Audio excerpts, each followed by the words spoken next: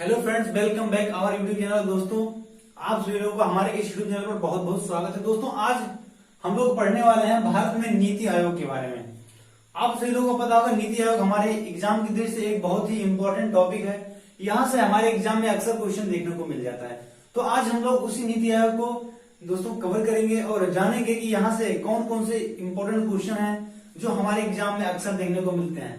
तो हम लोग अगर इस नीति आयोग की बात करते हैं तो ये जो नीति आयोग है, आप सभी लोगों को पता होगा कि योजना आयोग का ही एक परिवर्तित रूप हमारे भारत में नीति आयोग के नाम से लाया गया है। यानी कि इस नीति आयोग का जो पहले पूर्ववर्तित नाम था दोस्तों, पूर्वी यानी कि पहले का जो नाम था नीति आयोग का, वो क्या था? योजना आयोग का।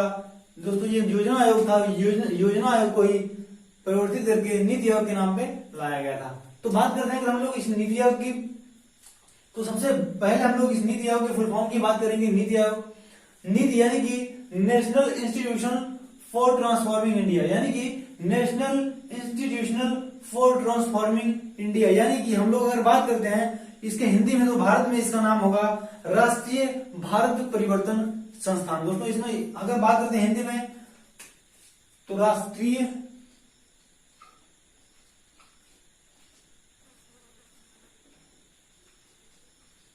भारत परिवर्तन संस्थान। अगर बात करते हैं इस राष्ट्रीय भारत परिवर्तन संस्थान की, तो ये जो संस्थान है, आप लोगों को पता होगा कि योजना आयोग जो था, उस योजना आयोग का भी हमारे भारत में कोई भी वर्णन नहीं था। यानी कि योजना आयोग जो था वो हमारा एक गैर संवैधानिक निकाय था। यानी कि योजना आयोग क्या था? तो योजना आयोग हमारे भारत का एक गैर संवैधानिक निकाय था। और अगर हम लोग बात करते हैं नीति आयोग की, तो दोस्तों ये भी क्योंकि योजना आयोग के ही स्थान पर नीति आयोग को लगाया गया था, इसलिए जो नीति आयोग है, इस नीति आयोग यानी कि जो नीति आयोग है, यहाँ भी हमारा क्या है? एक गैर संवैधानिक निकाय है। यह भी एक गैर संवैधानिक निकाय है।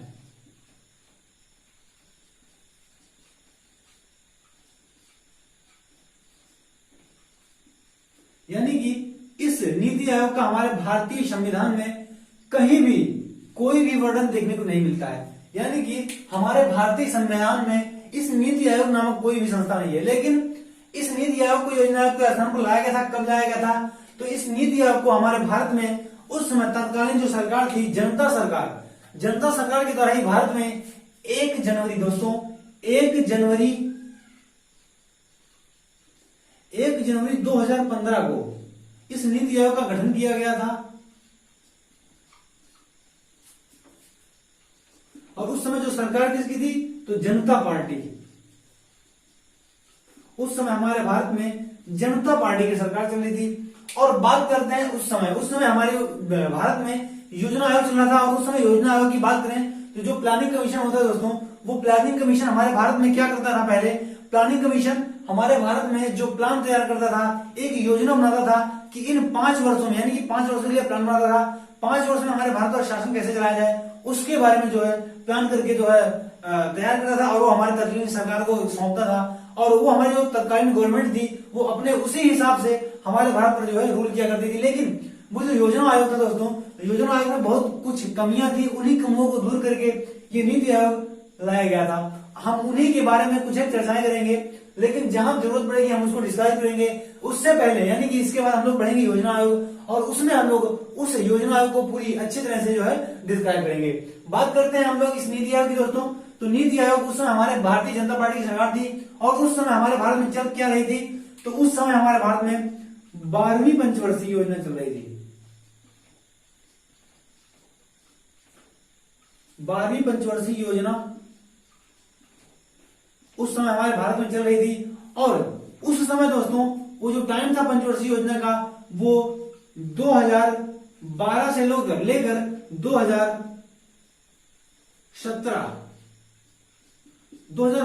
2017 तक ये 12वीं पंचवर्षीय योजना चली थी। और इसी के तहत 2014 में जो हमारी जनता पार्टी की सरकार बनी थी, इसी जनता पार्टी की सरकार के द्वारा 1 जनवरी 2015 को इसका यानी कि नीति आयोग का गठन किया गया था। हम लोग अगर बात करते हैं नीति आयोग की, तो दोस्तों इसके मुख्यालय की बात करेंगे। तो जो नीति आयोग का मुख्यालय है, इस नीति आयोग के मुख्यालय की बात करेंगे अगर हम लोग,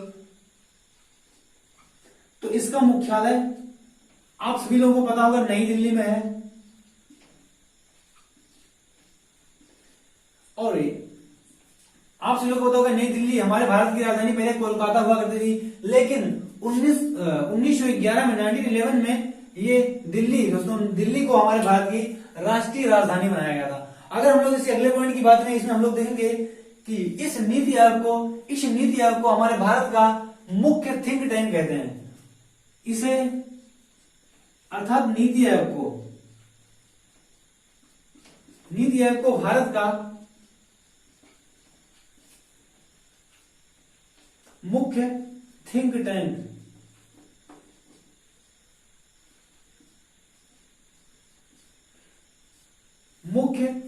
टैंक के नाम से भी जानते हैं। मुख्य थिंक टैंक के नाम से जाना जाता है। अब ये थिंक टैंक से क्या तात्पर्य है, हम लोग समझेंगे इस पॉइंट को। बच्चों, आप सभी लोगों को पता होगा कि जो हमारा योजना आयोग था, उस योजना आयोग का दो मुख्य कार्य हुआ करते थे। योजना आयोग के दो मुख्य कार्य हुआ करते थे, एक तो प्लानिंग कमीशन यानी कि प्लान बनाना, और दूसरा क्या था, हमारे भारत में जो राज्य होते हैं उन राज्यों के बारे में वित्त का आवंटन करना। यानी कि जो योजना आयोग था उसके दो मुख्य कार्य थे। पहला था कि हमारा प्लान बनाना, और दूसरा जो कार्य था वो दूसरा कार्य क्या था, वो दूसरा कार्य था राज्यों में वित्त का आवंटन करना। यानी कि राज्यों में वित्त कितना और किस राज्य को कितना वित्त यानी कि कितनी वित्त प्रदान करना है उसका निर्धारण कौन करता था, ये हमारा योजना आयोग करता था। लेकिन इस नीति आयोग में इन दोनों चीजों को ही समाप्त कर दिया गया। यानी कि अब जो नीति आयोग हुआ वो ना ही कोई प्लान बना सकेगा और ना ही इसको राज्यों में जो है वित्त का आवंटन करने का जो है अधिकार होगा। ये दोनों अधिकार इस योजना आयोग से समाप्त कर दिए गए, और नीति आयोग में ये जो दोनों प्लान थे वो दोनों समाप्त कर दिए गए। अब ये जो नीति आयोग है, फिर बात आती है नीति आयोग क्यों लाया गया, इसकी क्या खास बात थी। तो नीति आयोग जो था दोस्तों, ये जो नीति आयोग था हमारे भारत में केवल और केवल मुख्य थिंक टैंक के रूप में कार्य करता था, अभी भी करता है। यानी कि नीति आयोग का सबसे जो अहम कार्य था वो केवल और केवल सरकार को एक सलाह देना। दोस्तों, केवल और केवल सरकार को ये सलाह देती थी जो हमारे भारत के राज्यों और हमारे भारत के साम्राज्य के लिए एक लाभकारी सिद्ध हो। यानी कि हमारे भारत के हित में जो भी होगा वो सलाह कौन देगा, ये नीति आयोग। यानी कि नीति आयोग में जितने भी सदस्य होंगे वो नीति आयोग इसका सलाह देंगे, और ये जो भारत उस समय हमारी तत्कालीन गवर्नमेंट रहेगी इसको हमारे भारत पर इम्प्लीमेंट करेगी। बात आती है अगले पॉइंट की दोस्तों, तो अगले पॉइंट में हम लोग देखेंगे कि ये जो नीति आयोग था, इस नीति आयोग में मुख्य दोस्तों, इस नीति आयोग में मुख्य दो हब हुआ करते हैं। अगर बात करते हैं इसमें इस नीति आयोग का कार्य, ये नीति आयोग हमारे भारत में कार्य किस प्रकार से करता है, तो हम लोग देखेंगे कि नीति आयोग का हमारे भारत में दो प्रकार से इसको हमारे भारत में जो है चलाया जाता है। और इसमें बात करेंगे इस नीति आयोग में तो दो हब है, यानी कि दो हब इस नीति आयोग में बनाए गए हैं। अब हम लोग उन हबों को समझेंगे कि वो क्या चीज है। तो इस नीति आयोग में मुख्य दो हब बताए गए हैं। पहला होगा, हम लोग बात करते हैं अगर इसमें हम लोग बात करेंगे पहले हब की, तो पहला हब हमारा होगा दोस्तों टीम इंडिया हब। दोस्तों, पहला हमारा होगा टीम इंडिया हब।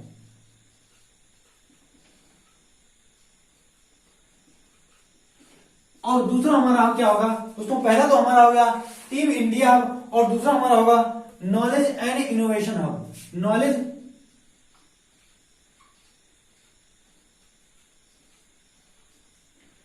एंड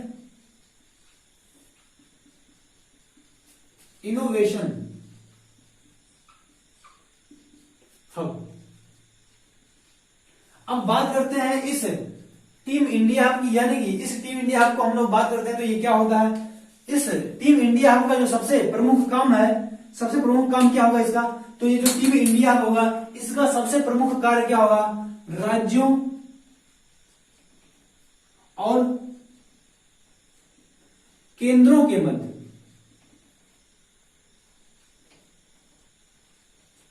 समन्वय स्थापित करना।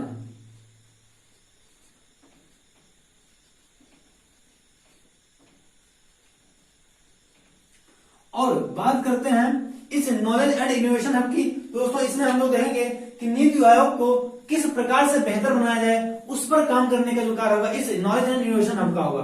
तो दोस्तों हम लोग इसमें बात करेंगे नीति आयोग को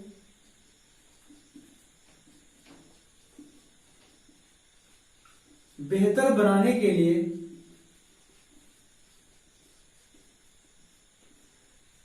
नीति आयोग को बेहतर बनाने के लिए कार्य करना। अब जो सबसे अहम कार्य था दोस्तों इस नीति आयोग की, जो सबसे महत्वपूर्ण विशेषता थी वो क्या थी? राज्यों और केंद्रों के मध्य समन्वय स्थापित करना।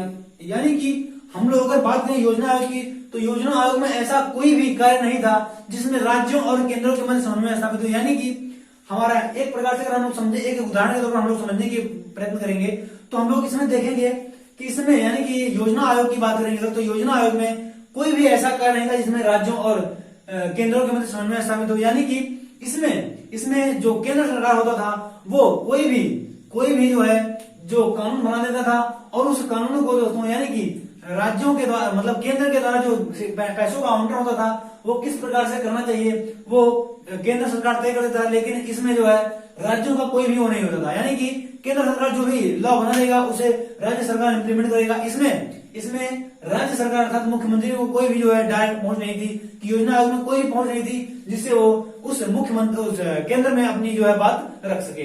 तो ये चीज सबसे बड़ी सुधार हुई थी इसमें, कि इसमें जो है राज्यों और केंद्रों के मध्य समन्वय स्थापित किया गया था। और हर बिल को पास होने से पहले यानी कोई भी अगर राज्यों के लिए नियम बनाया जाता था तो उसके लिए सबसे पहले मुख्यमंत्री उस पर अपनी जो है व्यू रखता, अपना मत रखता था। उसके बाद जो है उसी मुख्यमंत्री यानी कि राज्यों को मद्देनजर रखते हुए कोई भी जो है ला कानून या फिर कोई भी पैसों का आवंटन किया जाता था।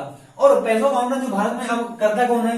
तो जो वित्त मंत्रालय होता है वो हमारे भारत में अब पैसों का या वित्त का आवंटन करता है। पहले कौन करता था? तो जब योजना आयोग था तो उस समय जो है योजना आयोग हमारे भारत में वित्तों का आवंटन करता था। अगर हम लोग बात करते हैं इसमें, तो इस नीति आयोग की बात करेंगे कि इस नीति आयोग को बेहतर बनाने के लिए कार्य में यहाँ पर इसमें जितने भी लोग होते हैं इस नॉलेज एंड इनोवेशन हब में, तो इसमें जो है दोस्तों इसमें जितने भी सदस्य होते हैं वो सभी इस नीति आयोग को बेहतर बनाने के लिए कार्य करते हैं। अब इस बेहतर बनाने की बात करते हैं, इसका क्या मतलब है दोस्तों? इसका मतलब सीधा सा मतलब यह है कि इसमें जितने भी सदस्य होते हैं वो सभी हमारे भारत पर किस प्रकार से बेहतर तरीके से शासन किया जाए, किस प्रकार से यहाँ के लोगों को खुशहाल रखा जाए, यहाँ के लोगों को किस प्रकार से जो है योजनाएं दी जाए, इस प्रकार से इन लोगों को रखा जाए कि यहाँ के लोग सुखी रहें और जो है हमारा जो भारतवर्ष है वो निरंतर आगे बढ़ता रहे। इस हिसाब इस सभी मुद्दों को नजर रखते हुए ये जो है नीति आयोग, ये जो है नॉलेज इनोवेशन हब जो है कार्य करता है। अगर हम लोग बात करें इसकी संरचना की, यानी कि नीति आयोग की संरचना की बात करेंगे, तो नीति आयोग किन से मिलकर बनता है, तो हम लोग इसमें देखेंगे कि जो नीति आयोग होता है इसमें एक अध्यक्ष होता है, और उसका अध्यक्ष कौन होता है? तो इसका अध्यक्ष जो होता है वो होता है प्रधानमंत्री ऑफ इंडिया, यानी कि जो भारत का प्राइम मिनिस्टर होता है वही नीति आयोग का अध्यक्ष होता है। सीधी सी बात है कि आप लोगों ने देखा होगा जब योजना आयोग पढ़ा होगा तो उस योजना आयोग में आप लोगों ने देखा होगा कि जो प्रधानमंत्री होता है वो हमारे योजना आयोग का अध्यक्ष होता है। और इसीलिए जो ये नीति आयोग होगा इसका जो अध्यक्ष होगा वो कौन होगा? तो इसका अध्यक्ष हमारा क्या होगा? प्रधानमंत्री। इसका अध्यक्ष कौन होगा? तो इसका अध्यक्ष होगा प्रधानमंत्री। अब हम लोग बात करते हैं अगले पॉइंट की दोस्तों, इसमें अगले और कौन कौन से लोग होते हैं? तो इसमें एक होता है, इसके बाद जो है क्या होता है? उपाध्यक्ष होता है। और इस समय आप लोगों को बताओ हमारे भारत के प्रधानमंत्री कौन है? श्री नरेंद्र दामोदर दास मोदी। इस समय जो है मोदी जी हमारे भारत के प्रधानमंत्री हैं, और यही हमारे नीति आयोग के अध्यक्ष भी बताए गए हैं। इस नीति आयोग का मुख्यालय कहां था? अभी हमने बताया नई दिल्ली में है। और बात करते हैं इसके उपाध्यक्ष की दोस्तों, तो इसके उपाध्यक्ष यानी कि अगर हम लोग बात करते हैं तो इसके उपाध्यक्ष यानी कि इसके पहले उपाध्यक्ष की बात करेंगे हम लोग, तो इसके प्रथम उपाध्यक्ष जो थे यानी कि जब नीति आयोग बना था 2014 में, तो इसके उपाध्यक्ष कौन थे? अरविंद पनगड़िया।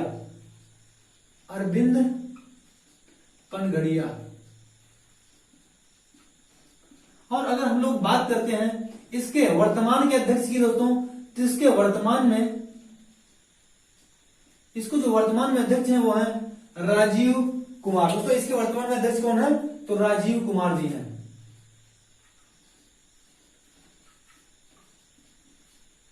अब अगर हम लोग बात करेंगे इसमें इसके अगले पॉइंट की, तो इसके अगले पॉइंट में हम लोग देखेंगे इस नीति आयोग के जो अगले पॉइंट होगा इसमें हम लोग देखेंगे एक सीईओ होता है, यानी कि चीफ एग्जीक्यूटिव ऑफिसर, यानी कि इसमें कौन होता है, सीईओ। एक सीईओ होता है और वो कौन होता है, चीफ एग्जीक्यूटिव ऑफिसर। और हमारे भारत के यानी कि नीति आयोग के जो पहले अध्यक्ष सीईओ थे वो कौन थे, तो अमिताभ कांत, यानी कि अमिताभ कांत।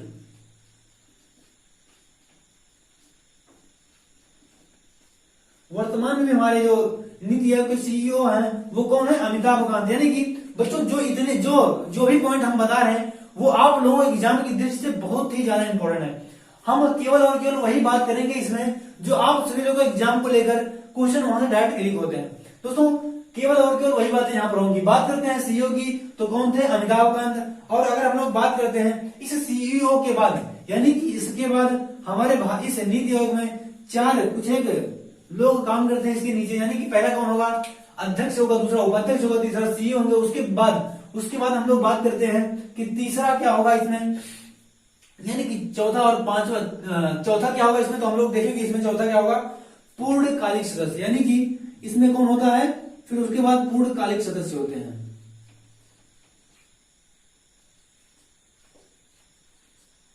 इसमें नेक्स्ट होता है कौन, पूर्णकालिक सदस्य होते हैं। और अगर हम लोग अगले पॉइंट की बात करें तो अगला इसमें क्या होगा, इसमें अगला हम लोग देखेंगे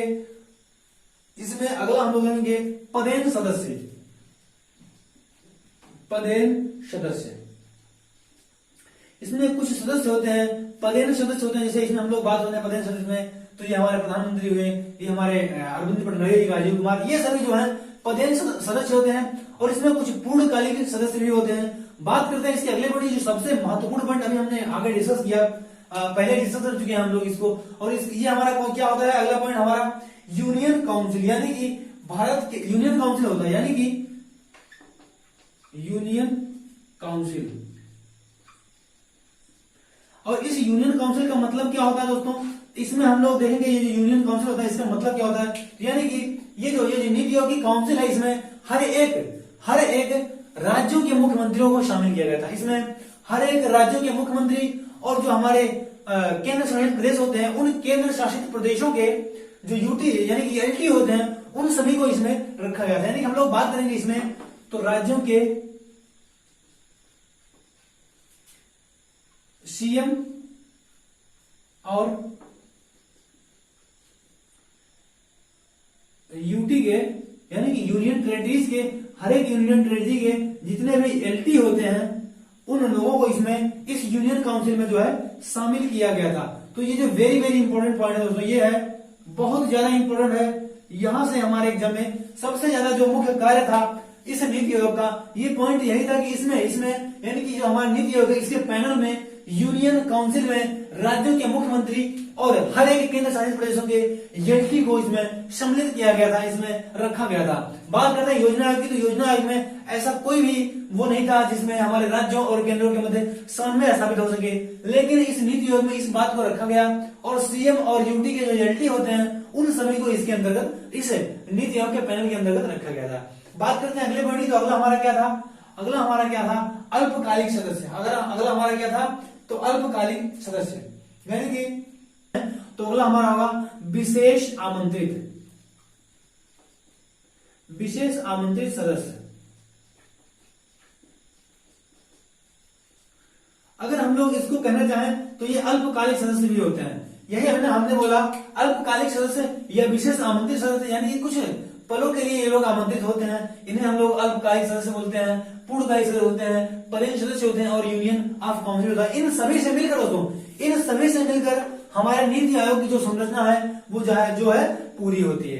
तो आई होप आप लोगों को ये चीज समझ में आया होगा। हम लोग बात करेंगे योजना आयोग और नीति आयोग के बारे में क्या अंतर था, यानी कि योजना आयोग और नीति आयोग में क्या डिफरेंसेस थे, उनको हम लोग समझने का प्रयत्न करेंगे। तो कुछ एक मेजर जो डिफरेंस है उनको हम लोग समझेंगे और बात करेंगे। तो हम लोग एक तरफ लिखेंगे योजना आयोग,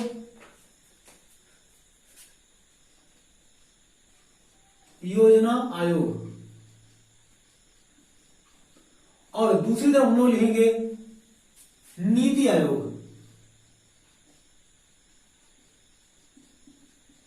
बच्चों इसमें हम लोग समझने का जो प्रयत्न है वो करेंगे अपने योजना आयोग और नीति आयोग में क्या डिफरेंसेस थे उनको हम लोग इसमें समझने का प्रयत्न करेंगे। जो कुछ एक मेजर अंतर है हमारे एग्जाम में जो है देखने को मिलता है उसी को हम लोग इसमें डिस्कस करेंगे। तो सबसे पहले जो पॉइंट था इसमें हम लोग देखेंगे कि जो योजना आयोग हमारा था, योजना आयोग जो हमारा था वो हमारा क्या था, तो टॉप टू बॉटम था दोस्तों।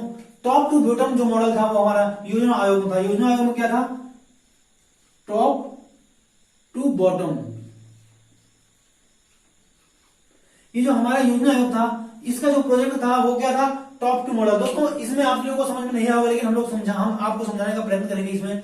इसमें होता क्या है दोस्तों, इस टॉप टू मॉडल जो प्रोजेक्ट है इसमें होता क्या है, इसमें होता यह है कि जो हमारे केंद्र सरकार की जो है केंद्र की जो सरकार होती है उसमें जो है वो कोई भी लॉ कोई भी कानून बना लेती है और उसमें दोस्तों उसको हमारे भारत के राज्यों पर इम्प्लीमेंट कर देती है। लेकिन इसमें वो ये चीज समझ नहीं पाती कि राज्यों की परेशानी क्या है, राज्य किस प्रकार से इसको इम्प्लीमेंट कर पा रहा है या नहीं कर पा रहा है, इस योजना को राज्य अच्छे तरीके से इम्प्लीमेंट कर पा रहा है कि नहीं कर पा रहा है, इस बात का जो है इस राज्य सरकार का और केंद्र सरकार का कोई भी समन्वय नहीं हो पाता था। इसे हम लोग क्या कहते हैं, टॉप टू बॉटम। और अगर हम लोग बात करते हैं हमारा नीति आयोग था तो नीति आयोग हमारा क्या था, बॉटम टू टॉप,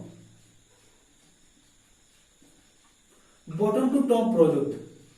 ये हमारा इसका मतलब क्या होगा, इसी का उल्टा हो जाएगा दोस्तों। इसमें हम लोग बात करेंगे अगर तो इसमें हमारा जो राज्य सरकार और केंद्र सरकार के मध्य जो है समन्वय स्थापित था, इसमें समन्वय स्थापित करने की बात कही गई थी। और इसमें जो दोस्तों इसमें कोई भी राज्य और कोई भी केंद्र शासित प्रदेश इसमें जो रूल्स है दोस्तों वो बनाता तो केंद्र सरकार है, लेकिन इसमें जो हर राज्य के मुख्यमंत्री होते हैं उन राज्यों के मुख्यमंत्रियों की सलाह पर, उन मुख्यमंत्रियों के जो है निर्देशन में जो है वो रूल बनाए जाते थे कि कौन से रूल जो है हमारे राज्यों के हित में है, कौन से जो है रूल हमारे भारत के हित में नहीं है। और इस प्रकार से उसको किस प्रकार से इम्प्लीमेंट किया जा रहा है कि कौन सा राज्य इस रूल को जो बनाया गया है केंद्र सरकार के द्वारा उसको अच्छे से हमारे राज्य पर इम्प्लीमेंट कर पा रहा है या नहीं कर पा रहा है, इस प्रकार जो समन्वय हमारे इस बॉटम टू टॉप लेवल पर जो है प्रोजेक्ट में स्थापित किया गया था। तो ये जो दो महत्वपूर्ण इंपॉर्टेंट पॉइंट थे जो योजना आयोग और नीति आयोग को जो है अलग करते थे। अब हम लोग अगर अगले पॉइंट की बात करते हैं तो इसमें जो है राज्यों की भूमिका जो है, इस नीति आयोग की बात करें इसमें राज्यों की भूमिका प्रबल होती है। राज्यों की भूमिका प्रबल होती है और लेकिन अगर हम लोग इसी के अपोजिट बात करें तो इसमें इस योजना आयोग में राज्यों की कोई भी भूमिका नहीं थी, राज्यों की कोई भी भूमिका नहीं थी।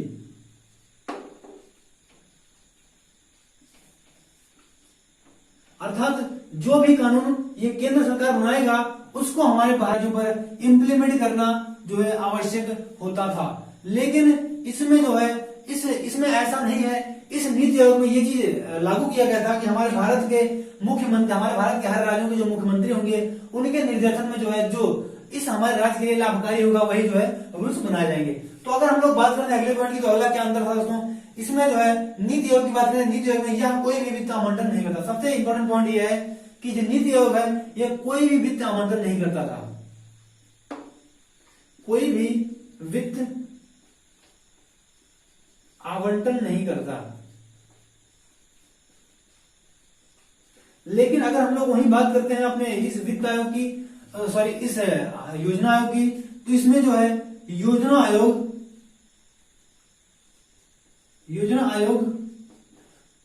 वित्त का आवंटन करता है, यह वित्त का आवंटन करता था। तो ये करता था क्योंकि अब तो नहीं रहा ये योजना आयोग, इसको समाप्त कर दिया गया है तो इसलिए हम लोग इसको पास में रखेंगे। तो ये कुछ एक मेजर जो डिफरेंसेस थे वो योजना आयोग और इस नीति आयोग के अंतर्गत हम लोग देखेंगे। अब हम लोग बात करते हैं नीति आयोग से कुछ एक महत्वपूर्ण क्वेश्चन, इंपोर्टेंट क्वेश्चन या इंपोर्टेंट फैक्ट्स जो हमारे एग्जाम में अक्सर देखने को मिल जाता है, तो हम लोग उनके बारे में जो है चर्चा करेंगे। सबसे पहले हम लोग देखेंगे दोस्तों कि ये जो राष्ट्रीय विकास के राज्यों के लिए सक्रिय भागीदारी की को बढ़ाना, इस नीति आयोग का जो सबसे महत्वपूर्ण कार्य था, इस नीति आयोग का जो सबसे महत्वपूर्ण कार्य था, अभी हमने बताया कि राज्यों और केंद्रों के मध्य जो है समन्वय को बढ़ावा देना, अर्थात इनके विकास के लिए राज्यों को सक्रिय भागीदारी में बढ़ावा देना, इसका जो है महत्वपूर्ण कार्य था। दूसरा कार्य जो था सबसे महत्वपूर्ण दोस्तों, तो इसमें दूसरे हम लोग देखेंगे भारत में ग्रामीण स्तर पर योजनाएं बनाने का जो तंत्र है वो विकसित करना। इसमें हम लोग देखेंगे भारत में जो ग्रामीण स्तर पर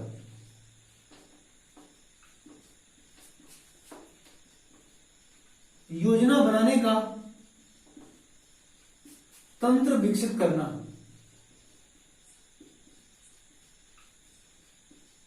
क्योंकि आप सभी को पता होगा आज भी हमारा जो भारत देश है वो सबसे ज्यादा यहाँ पर ग्रामीण जनसंख्या निवास करती है और इन्हीं ग्रामीण स्तर पर योजना बनाया जाता है इस नीति आयोग के अंतर्गत। और इनके यानी ग्रामीण स्तर पर योजना बनाकर उन गांव के जो तंत्र है उनको विकसित करने के लिए जो है ये नीति आयोग जो है महत्वपूर्ण योजना बनाकर जो है कार्य करता है। हम लोग अगर बात करें अगले पॉइंट की तो सहयोगपूर्ण संघवाद को बढ़ावा देना। सहयोगपूर्ण संघवाद को बढ़ावा देना। सहयोगपूर्ण संघवाद को बढ़ावा देना।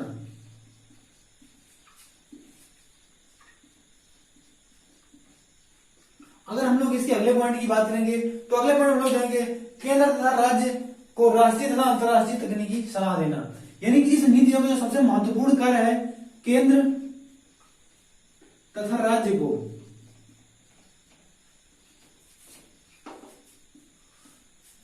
राष्ट्रीय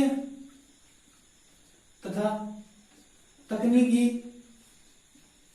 सलाह देना। ये कुछ एक महत्वपूर्ण जो कार्य है वो हमारे इस नीति आयोग के बताए जाते हैं। यहां से क्वेश्चन अक्सर देखने को मिल जाता है दोस्तों।